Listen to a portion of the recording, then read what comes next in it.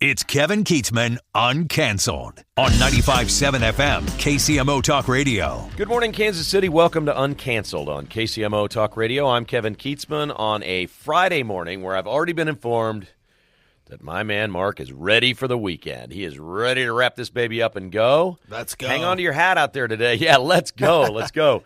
You know, it would be a great weekend if the Big 12 tournament weren't such a dud at this point. Wow, all four of the top seeds are in. And I read a post, I don't know if this is true, for the first time in 50-some years or something, it's the first time KU, K-State, or Iowa State are not in the Final Four of the conference tournament. And it's all these new teams, and everything has changed. And when the owners of the bars at the Power and Light trade out Iowa State fans for BYU fans, it is bad for Kansas City. There's no question about it. So it's going to be a different kind of weekend, but the basketball has been pretty good. Kansas fell on Thursday night. Missouri won. We'll talk a little basketball later on, right here on Canceled, because we never like to ignore sports and what's going on there. We've also got a whole bunch of comments on different things in the news, including Josh Hawley from Missouri, who wants to shut down federal funding to universities all over the country. And I've never thought about this. We're talking about closing the Department of Education, but now Josh Hawley says that's just a start, closing the Department of Education. Let's defund all the universities nationwide. We'll get into that a little bit later on the broadcast as well. But we start today with something that I think is pretty serious, and it's going to lead to really bad things, and nobody is talking about it. So Pam Bondi goes out there, and she's talking about how they're going to prosecute these people that are smashing up the Tesla dealerships. It's violent crime. Josh Hawley was the first to say it. It's domestic terrorism. Trump jumped on board and said, this is domestic terrorism. We're going to go get them. So he has told Pam Bondi, go find these people that are committing violent crimes at Tesla dealerships, not unlike we saw. It's just different year, same story. There's no George Floyd protests now. They're not burning police stations. They're not rioting in the streets. They're taking to Tesla dealerships, and they're destroying cars, and they're destroying windows, and they're doing everything that they do, the smash, the vandalism, all of those things. They're doing all of this. Trump got his golf course ruined in Scotland recently by a bunch of Hamas people, and it doesn't matter. They're all leftists. Whatever their cause is, they're violent. So we're seeing this, and she's talking about going after these people up to 20 years in prison. If you go smash up a car dealership, that's a real crime. It's a terrible crime. Think about it. It's politically motivated. It is domestic terrorism. But there's something under the surface that's even worse. Now there are conservatives being targeted individually just for being conservatives. We talked about the young man who lost his life this week that works for Alex Jones at InfoWars. We still don't know if this was a targeted attack on a guy who writes stories, conservative stories, on a website for what he does for a living, targeted for what he does for a living, which is free speech and journalism. He was murdered outside his apartment in Austin, Texas, about a mile or two from the InfoWars studios.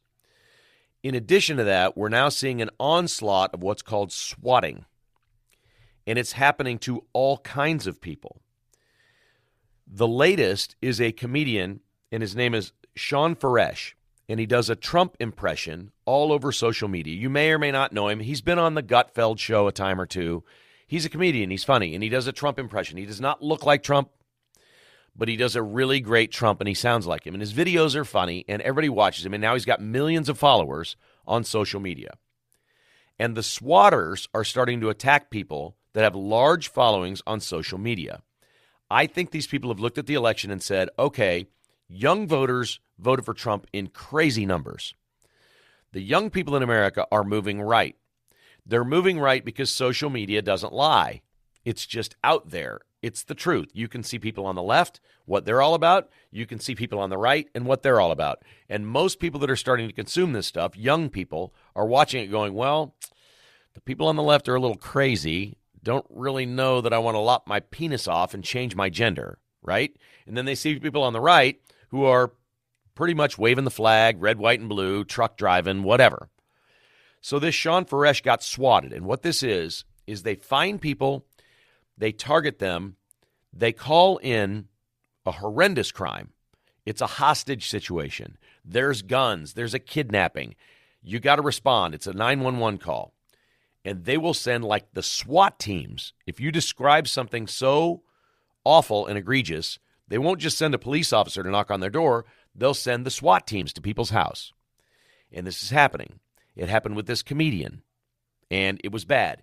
It's happened with another journalist at InfoWars twice, and he's posted the videos. He's lost a colleague that was murdered outside his apartment. This man that works at InfoWars has a home and a family, and they've had the SWAT unit come to his house twice. Now, Sean Faresh, the comedian, on social media, had a SWAT team come to his house. He and his wife have posted a video about their experience. There's a social media influencer, and I'll say the name, and I won't say it again. It's clever. It's funny. This guy is incredibly famous on social media, millions of followers, and he only goes by the name Cat Turd. He's really funny. He's wildly conservative, and everybody loves and follows this guy. He got swatted. They sent a SWAT unit to his house.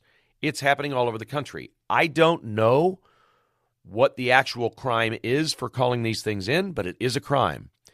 The punishment probably doesn't suit the crime. This is very dangerous. People can act in a terrible way when a SWAT unit comes to their street.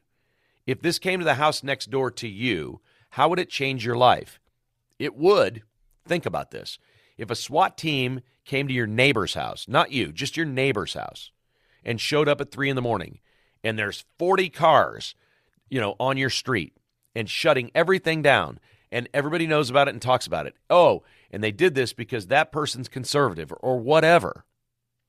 Like, people would maybe want to even move away from these folks. This is terrorism.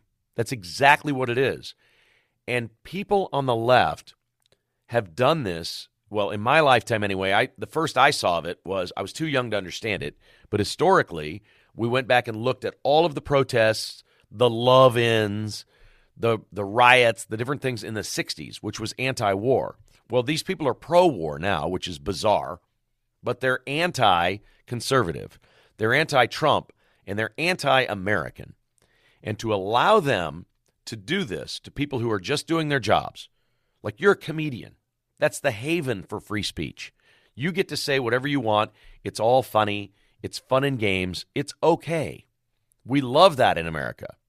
And so you target this guy because he has too many followers on social media, and he and his wife have a SWAT team come to their house in the middle of the night. This is horrendous what they do on the left. They cannot win the argument with Americans. They can't. They can never win on the issues. They've gone too far left. They've played their hand.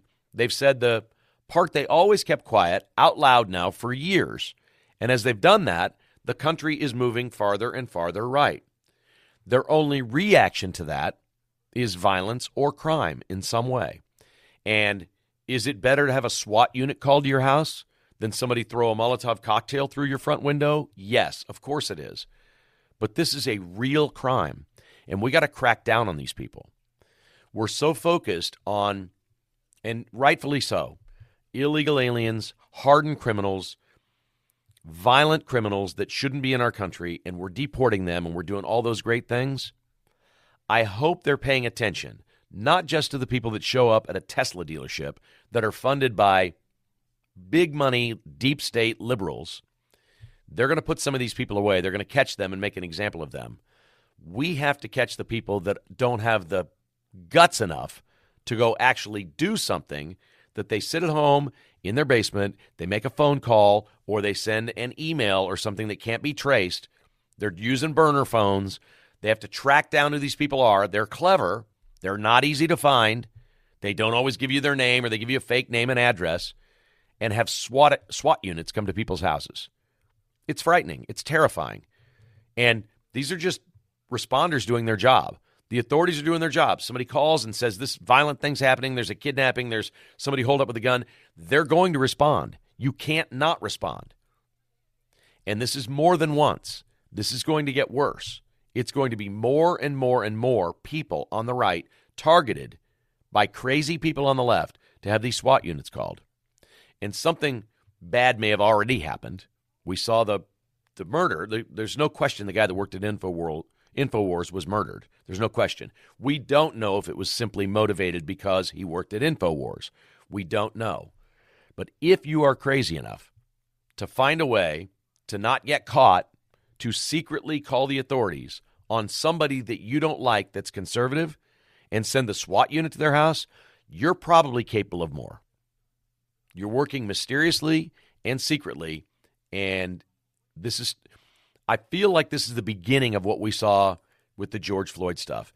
When Trump was president, it was one thing after another that they tried to do to create havoc in this country and derail his presidency. We saw it at the highest levels of Congress. They impeached him. We saw it in the streets with riots. We see it everywhere. These people will not stop. They cannot win the issues. They cannot win in the arena of ideas and thought and facts. They can't do it. This is what they resort to, and it's terrifying. They're just going to keep making the calls on all these people, and it's multiple now. If you want to join the conversation, we would love to hear from you today. 913-408-7957. That's 913-408-7957. We got a lot of great topics on the show today. We're going to talk about Josh Hawley and what he wants to do, defunding universities. I love that. The United States Postal Service is going to cut 10,000 employees. That sounds awful on its face, but it's a broken business model. We'll get into that and how they're going to reshape and redo the Postal Department. It's all ahead on Uncanceled. Join us, won't you? 913-408-7957. I'm Kevin Kietzman. This is KCMO Talk Radio. All right, we're going to go to the phones here in just a moment. If you'd like to join us, 913-408-7957 to join in what we're talking about today on Uncanceled. I saw this really funny story about how to lose an election. Kamala Harris obviously lost. She did get 70-some million votes. Okay, so there are clearly a bunch of unhinged voters that will vote for anybody on a ballot as long as they're not a Republican, I guess. They put out some rules for her campaign stops and interviews that she did about the seating, about chairs, like how she would be seated. They would be no less than 15 inches high, the legs on the chairs, no less than 15 inches high. Floor to the top, no less than 18.9 inches, whatever 18.9 inches is. The arms cannot be high. They must fit her arms naturally, and the chair must be firm. Seriously, that's what the Harris campaign was focused on, the chairs that she was sitting in. I understand the hair and the makeup and all that stuff for any candidate. I get that. But this campaign was fixated on the kinds of chairs she was sitting in, and they wonder why they lost. Amazing. Let's go to the phones. We've got Tom in Peculiar joining us this morning. Hi, Tom. How are you today? Not bad, Kevin. How are you today? I'm excellent. Thank you. Awesome. I just want to chime in on that. You're talking about these instigators, these people going around and going after these Tesla dealerships. My daughter knows a young lady who is a therapist, and she has been arrested 86 times as going to different cities and stuff as part of these creating uprisings and stuff. 86 times she's been arrested and bailed out. Her travel is paid and everything else. We need to put an end to this. They, in my opinion, these people sit around watching this doomsday trolling or whatever they do online. They just watch this crazy stuff and they buy into it. And next thing you know, they get radicalized and they're drinking the Kool-Aid. So you don't know who these people are, The woman that's been arrested, 86 times is a therapist? Yeah, she's a therapist. And she goes out on weekends and she gets paid, her travel is paid and everything else. Been arrested 86 times. So I'm no expert on therapy or medical licenses or whatever. How does she keep her license to practice if she's been arrested 86 times?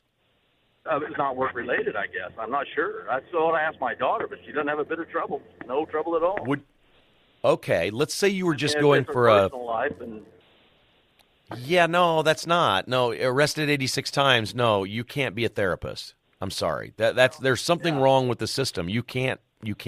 Would you go to a doctor and get a physical if he's been arrested 86 times? Or would you go to an accountant that's filed bankruptcy? Right. Anything. I know I wouldn't. No, I wouldn't. But it's just it's this crazy system we're in, that things are just gotten out of whack. It's there's no accountability, and people are I just don't understand it. I'm at a loss. It used to be, if you had an arrest record, you're kind of in a pickle. But nowadays, they don't. You can't even ask if they've been arrested. You can't arrest. If you're hiring somebody, you can't ask if you've been arrested. You can't ask if you've been in jail. They flag you on that. So it's it's going to be interesting what happens in the next 3 or 4 years. I think the things that could happen poorly when they do these swatting calls is a pretty high level. Like even for the responders, the SWAT teams, the police that respond, whatever, you're setting up a bad situation. I mean, imagine if you go to a home and the guy next door, okay, is one of these people that's like loaded with guns, anti this, whatever. They're coming to get me. But we know a lot of people that, I read a story this morning. There's a lady in Virginia that's building a bunker under her house. And so she's having trouble with the city getting permits. She wants to, there's people that just want to be left alone. Imagine what could happen when these units, these SWAT units, and all these police cars, like 40 cars show up in a neighborhood. What could possibly happen when that happens? It's putting everybody at danger. These are real crimes. Yeah, the first time I heard of swatting, I actually watched a documentary on it, and it started in the video game world. These kids were getting beaten online in these video games, so they would find the addresses of the people they were fighting against or losing to, and they would call in and swat them. And there was a gentleman in Wichita who one of these guys in California did this to, and he got arrested. This guy in California did it for several people. He was actually doing it for hire. And he got caught, and I think he did 3 or 4 years in jail. But the police went to this guy's house, and he went to the door with a gun in his hand, and he's not with us anymore. And it was simply because he lost at a video game. He beat somebody in a video game, and they got mad at him. And they paid this kid to swat him, and he did. And it's that's where I first heard of it. That swatting was from. We need some tough laws on this. We need tough laws and tough punishment on this. Absolutely. Yeah. If they can Great find call, Tom. all these other people, they should find these guys. All right, thank you. Good listening. 100%. Yeah, thank you. I appreciate that. Thanks for listening in Peculiar. Awesome stuff. So Josh Hawley, who I'm a big fan of, obviously, and I think most of our listening audience is a big fan of Josh Hawley, He always has great ideas. I don't know that he's a great politician or is going to be some big presidential candidate one day, but I just think the world of Josh Hawley keeps coming up with things that you haven't thought of. Trump does that, but Hawley does it too. And normally when Hawley does it, Trump follows it. I love it. So he came up with this domestic terrorism thing on the Tesla dealerships. Trump jumped right in and followed Josh Hawley. Here's the new one, and I predict Trump will be on this in the next few days. Not just the Department of Education and the downsizing or getting rid of it. Josh Hawley says there should be no funding from the feds at all with universities across America. They should function on their own. They have massive endowments, massive, hundreds of millions of dollars, and sometimes into the billions at places like Harvard. And Josh Hawley says these are tax shelters that are giant hedge funds. They sit there, they make money, they run the school, they don't need federal help. If a university is good on its own, it doesn't need help from the feds. I am all in on this. Defunding universities. I'm all in on it. He says they're giant hedge funds, they get tax breaks, and the money's just sitting there, and they're all getting rich off of it. Amen, Josh Hawley. That sounds like something Trump should start beating the drum on. Count me in on defunding. Forget defunding the police. Let's defund the universities at the federal level. I'm Kevin Keatsman. This is Uncanceled. You're listening to KCMO Talk Radio. Hey, if you want to watch some great college basketball cheap, go to the Big 12 tournament. The ticket prices are plummeting. The bars might as well be closed. BYU is taking over for Iowa State at the Big 12 tournament. That's not good. KU is out. K-State lost. Everybody's gone. And these are great teams. They're good teams. They're going to do well in the tournament. The top 4 seeds are all playing. They're good basketball teams. The play on the court should be exceptional and fun to watch. But, wow, did they suck the helium out of these balloons at the Big 12 tournament. So enjoy yourself. If you want to go to the Big 12, there is no real local flair at all. There is an interesting story, though. BYU has a player named Richie Saunders, and this just got dropped. I didn't know this until yesterday. The announcer just dropped it out of nowhere, and I need to learn more. So Jess and I have this thing. We go out to dinner and we try not to eat fried food, right? We try to eat healthy. But every now and then we're like, okay, I'm getting the chicken sandwich, and the side is like coleslaw or cottage cheese. And I'm like, I'm out. I got to get the tater tots. We love tater tots. I mean, we love them. The crunchier, the better. Some people judge restaurants by what we judge them by their tater tots. If you have great tater tots, we're in. So one of us will get like the meal with the tots, and then the other will get a salad, and we'll sort of share the tots and do whatever. We're just trying. We're just older, trying to be healthier if we can. But we love tater tots.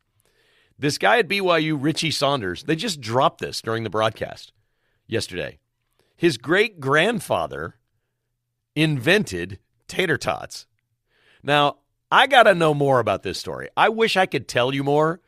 I don't know where to find the information. Maybe you can look it up and call the show next week or something like that and let me know. I love tater tots so much that I need to know more. I need all the Richie Saunders information I could get from BYU. His great-grandfather invented tater tots. Like you would tell people, oh, I was a college basketball player at BYU. We went to the NCAA tournament. We were really good. No, I would just tell people my great-grandpa invented tater tots. I wouldn't even tell people that I played basketball or was semi-famous or whatever may be the case. No, my legacy would be my great-grandpa invented tater tots. I love it. Somebody a long time ago invented the United States Postal Service. And I've always said it's the greatest value on earth is I can take this envelope, and it used to be 50 cents. I think a stamp now, you can get them online for 69 cents or whatever. They're 73 cents. It's the greatest value on the planet. I can put something in an envelope. I can send you a check. I can send you a card, a note, something sweet. I can drop it in a box in front of my house and send it 2,000 miles away. You'll get it a few days later, and it costs me 70 cents. There is no greater value on earth than that. It's the cheapest, most ridiculous thing of all time. We've always known that. The Postal Service, obviously, is funded and subsidized by the federal government. So what we've done with the Postal Service over the years is we've watched an inefficient and poorly run operation get worse and worse and worse because our tax dollars fund it and pay everybody that works there. It's particularly difficult now, and I hear more and more complaints about the mail now than when we were kids. We have trouble with our mail at our neighborhood. We live in a new neighborhood with one of those mailboxes that has we have two of them by the pathway. We have a park walk thing. There's two of them, and there must be, 20 mailboxes in each one of them. So 40 people, it's one stop, 40 people put it in there. And the number of days that the mail is mixed up and we get our neighbors and all that stuff it's more often than not that we get something we're not supposed to get or our neighbors get something that was destined for us. So I don't want to hammer on the people that work there. That's not really the point. The point is the way it's running.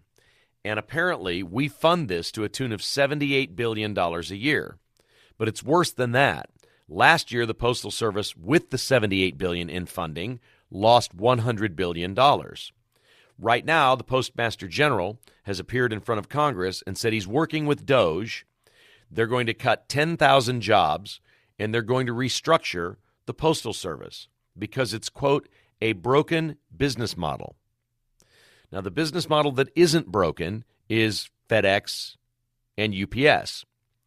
Yesterday, we've had a bunch of things out here for the last couple of weeks. We're in Arizona, and Jessica's been buying things for the place we're at, and she's amazing. I don't know how I don't even understand the return policy. We took 5 things, and some of these were big. One was a table that was too small, and we put it back in the box and, whatever. We go to FedEx, and this is like an SUV full of stuff we're taking back to Wayfair, which I don't even know what Wayfair is. I guess it's like Amazon. It's a site you buy stuff, and she gets stuff on there. I said, all 5 of these things are going back. How much is that going to cost us? And she's like, no, it's free. Wait, what? You bought this stuff, free shipping. We didn't use it. You take it back, and they ship it free. FedEx is making a pile off Wayfair on 5 items that somebody returned. I don't even understand. All I know is FedEx and UPS are killing it, that they're incredible at what they do. It's amazing. I'm not sure we need a post office. I hate to say that because I know a lot of people work for the Postal Service, and these are great jobs. Do we really need it? Can everything be done? Or should we let Amazon or UPS or FedEx compete for the right to run the post office system? Should we just privatize it? If we privatize it, of course it won't be 73 cents to send a piece of mail, but think of all the junk mail you won't get. And how many times do you get this bulk stuff where it shows up and you know that they didn't pay the Postal Service anything and it's just cluttering your mailbox every day? I don't have the answer. I just know private business does shipping and technically what mail service would be or could be extremely well. And they make profits at it. And nobody really complains about the prices. You're buying something and somehow shipping's included free. So you're paying for it, of course you are, in the product that you're buying. But for the convenience of having something dropped at your door, you'll pay a little more than getting in your car and going and getting it. Or going to a store that has 1,000 items when you can look at the store's website and they have 100,000 items. That's what people do. What about the post office? We're doing this all wrong. To say it's a broken business model and we're going to cut 10,000 jobs from the Postal Service sounds great, but we're still funding it for $78 billion, and it lost $100 billion. So in my book, the taxpayers were on the hook last year for $178 billion for the Postal Service to operate. And we don't really like it. Nobody really thinks it's good. We have other options, UPS, FedEx, whatever, and we love those options. I don't understand how this even survives. You can cut the 10,000 jobs, but if we're cutting government in America, if we're really taking a look at what we're doing federally and all the programs, and the Department of Education is going to be gone, and USAID is gone, and all these things we're going to get rid of, where does the post office align? The other thing is, just as an American citizen, it's embarrassing to watch the post office operate. When was the last time you walked into a post office? I do it occasionally. When I do, I'm embarrassed for how it looks in there. It's bad. The floors are dirty. It's run down. It looks disgusting. It looks like something that's broke and a business that would never survive in a free marketplace. It looks like that. Now ask yourself this. What does the truck look like when you see the mail truck? I mean, they are the most beat-up jalopy pieces of garbage you've ever seen. And we just keep running them. And I know Biden wanted new post office trucks, and he wants them to be electric and all that. I don't think our answer is spending more money on the Postal Service. That doesn't sound like a solution to me at all. I don't have the solution. But it seems to me if Elon Musk and all these smart business people that Trump has surrounded himself with, Jeff Bezos is doing some nice things with the Washington Post. He's moving to the middle. He's a leftist moving to the middle. Maybe they're just moving because Trump's president now. I don't know. But I think Jeff Bezos knows a thing or two about getting something from point A to point B from one person to another. And we should be talking to these people about what to do with the Postal Service. Now, there's a lot of infrastructure there. There's a lot of real estate. There's a lot of buildings. There's a lot of equipment. There's a lot of vehicles. It's worth something. There's billions of dollars worth of real estate involved here with all of the post offices.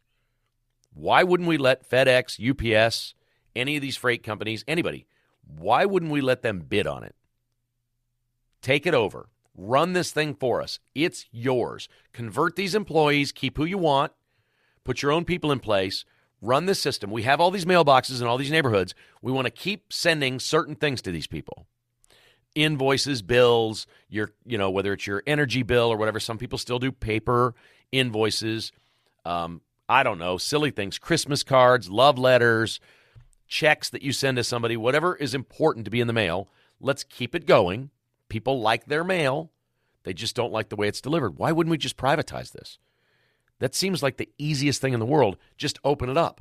Which one of you companies wants this? Make an offer, buy it out. You get all the real estate. You get everything. But you got to run it. And there's no money coming from the federal government.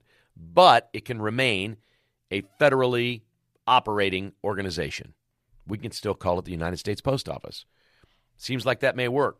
There's a day, we're all staring at a day where there is no mail, where it's Everything's just electronic. That's coming. But if one of these companies wants to run it, why are we even talking about this? Why is he in front of Congress saying it's a business model that's broken and we lost $178 billion? Why are we funding this? That's it. It loses money every single year. Close this down. There's so many things we can just close or privatize and move out of D.C. The post office is right at the top of that list. I'm surprised it hasn't been out there yet with the Trump administration, but people are now starting to talk about it, that it's an outdated model, it doesn't work, and we have to do something better. 913-408-7957. If you'd like to join in the conversation, you can join us, and Mark will join us next. We're going to talk a little, a new Hall of Famer for the Kansas City Royals. We'll get into some basketball and all kinds of cool stuff next on Uncanceled on KCMO Talk Radio. Well, we hope you have a great, great weekend. Warm temperatures still, hang on to your hat. Windy, but we hope you have a great weekend. It feels like spring is here. Folks are going to be out doing some gardening and getting outside. It's awesome. Winter is in the rear view mirror, and I love that. We'll check in with Mark Van Sickle in just a moment. But first, we got Bob in Prairie Village that has a comment or two about the Postal Service on Uncanceled. Hello, Bob. How are you today? I'm fine, Kevin. How are you? I'm well, thank you. Good. Just real quick. I don't know if you've ever been over at the main post office on Broadmoor and Martway in Mission, but on the north side of their building, they used to have a parking lot for all their vehicles. Well, for the past year, those vehicles have been gone, and they have taken that area, and it's a pretty large size area. And I bet they've put in 40, minimum of 30 or 40 electric charging stations, and there's still no vehicles there yet, so they're still working on them. But they've been working on that. I can't imagine the millions of dollars that are spent on the charging stations, and then they got to have the electric vehicles to go along with them. So I guess Biden, in a roundabout way, is going to get his shiny new electric vehicles. Yeah, look, I have no problem if that's the way it went, but I think it should be privatized. I don't think our tax dollars should be used buying a bunch of electric vehicles and charging stations through the post office. I appreciate the fact that we want to deliver these things with electric cars. I'm okay with that.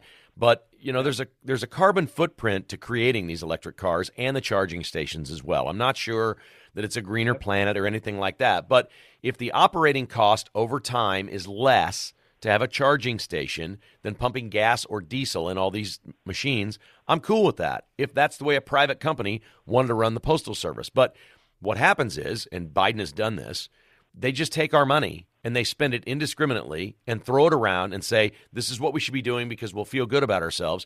It's a giant waste of money. We got to stop subsidizing these things and make government departments operate on their own. They need to be able to sustain themselves. That's true. They sure do.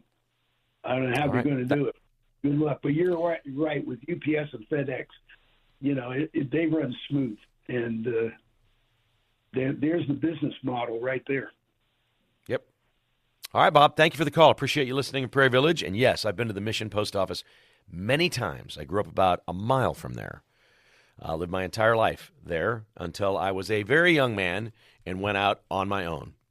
So, yes, I know the Mission Post Office very well. Thank you, Bob. Appreciate you listening in Prairie Village. Mark Van Sickle back in studio. Let's talk a little college basketball, Mark. What do you think of what has happened to the Big 12 tournament here as they're down to the semifinals and the Final Four? Well, it's gone chalk, which is a little bit unusual, and that keeps the local teams out. It keeps Iowa State out, and it's a little bit sad for all those businesses down there, but I guess it's gone according to how the experts probably would have thought it would have gone. But I thought that Iowa State might make a little bit of a deeper run, but BYU's been on a roll.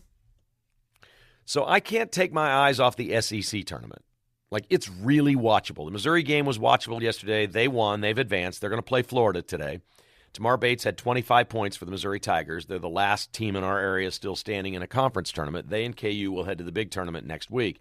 They beat Mississippi State, and they finally found some defense. They had a 4-minute stretch late in that game where they didn't give up a field goal. And that's what Missouri has to do. You don't have to play 40 minutes of defense in college basketball anymore. If you can find a 4-minute stretch somewhere, especially in the second half, you're probably going to win your game. And they did that. I think that was the best sign ever for Missouri. They beat Florida earlier this year. I don't think they beat Florida today, but we'll see. I'm enthused that they found some defense finally.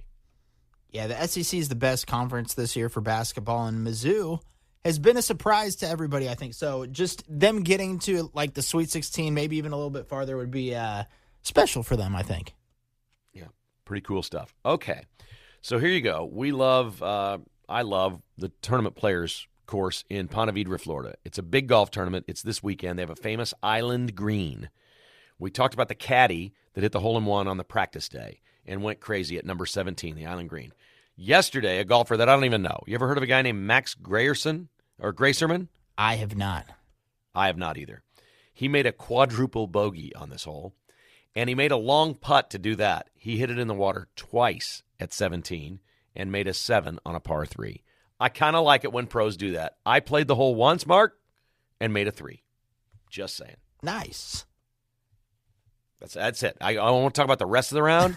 That hole, I got it on the green, and I two-putted, and I was very happy to do that. Are you a fan of the show Ted Lasso? Oh, yeah. Love Ted Lasso. You know there's another season coming, right? I did read that.